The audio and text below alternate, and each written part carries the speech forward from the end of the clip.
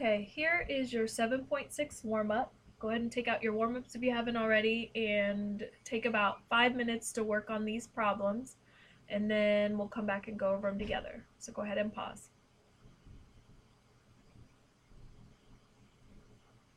Okay, so whenever we have an exponential function, we have to ask ourselves, can I take this exponential function or exponential equation and change it so that these are both the same base?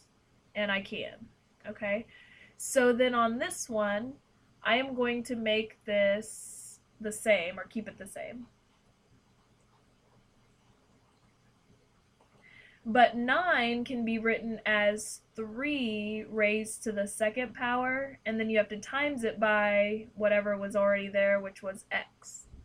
So this 9x now becomes 3 squared, or 3 squared times x in the exponent.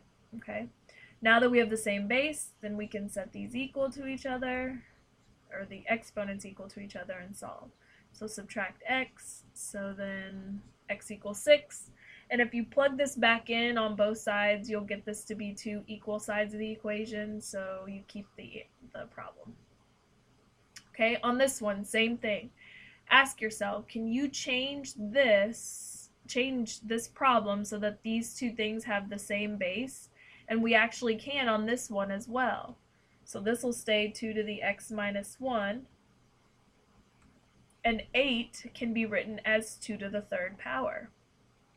So now that I have the same base, I can go ahead and set these exponents equal to each other and add 1, and so you get x equals 4. Now, let's say you didn't realize that you could change 8. Okay, that's fine. So then if you didn't realize that, then you could have just taken this exponential form and written it into log form. So you could have gotten to the same answer by doing log base 2 of 8 equals x minus 1, and then add the 1 over.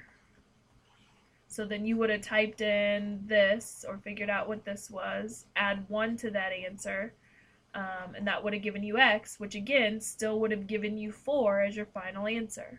So if you didn't realize that you could have changed this one, it wasn't as obvious as it was on number 1, then you can solve by changing the exponential form into log form and solving from there.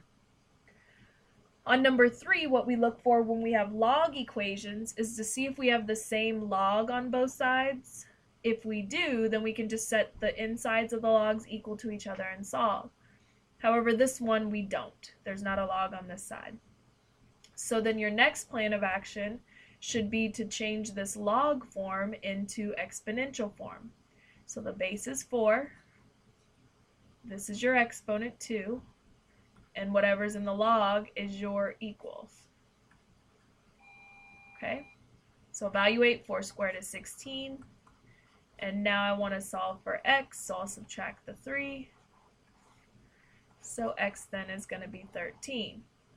Now you always want to double check though when you plug it back in that this does not give you a negative or a 0 answer inside the log here, because you cannot have that.